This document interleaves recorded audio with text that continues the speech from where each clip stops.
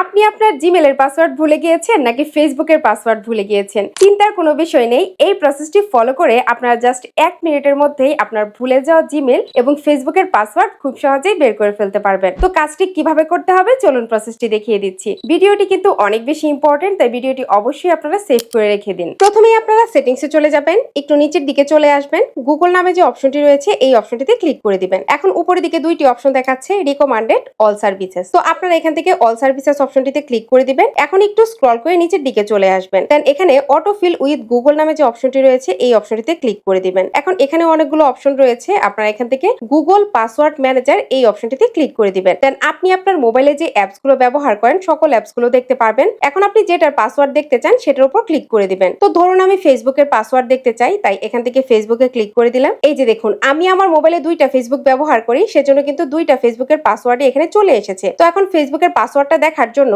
এখানে চোখের মতো যে আইকনটি রয়েছে এই আইকনটিতে ক্লিক করে দিবেন। এখন এখানে কিন্তু প্রাইভেসি পারপাসে ব্ল্যাক দেখাচ্ছে, তো আপনি আপনার মোবাইলের প্যাটার্ন অথবা আপনার ফিঙ্গারপ্রিন্টটা দিয়ে দিবেন, তাহলে আপনারা পাসওয়ার্ডটা দেখে ফেলতে পারবেন। তো এখন আপনারা একটু ব্যাকে চলে আসবেন। তো সেম ভাবে আপনি যদি গুগলের পাসওয়ার্ডটা দেখতে চান তাহলে এখান থেকে গুগলে ক্লিক করে দিবেন। এই যে এখানেও কিন্তু গুগলের পাসওয়ার্ডটা চলে এসেছে। এখন চোখের মতো আইকনটিতে ক্লিক করে দিবেন, তাহলে আপনি আপনার গুগলের পাসওয়ার্ডটাও দেখে ফেলতে পারবেন। তো বন্ধুরা, এভাবে কিন্তু খুব সহজে আপনি যদি আপনার মোবাইলের ফেসবুকের অথবা গুগলের অথবা যে কোনো পাসওয়ার্ড ভুলে যান, এভাবে আপনারা খুব সহজে দেখে ফেলতে পারবেন। ধন্যবাদ।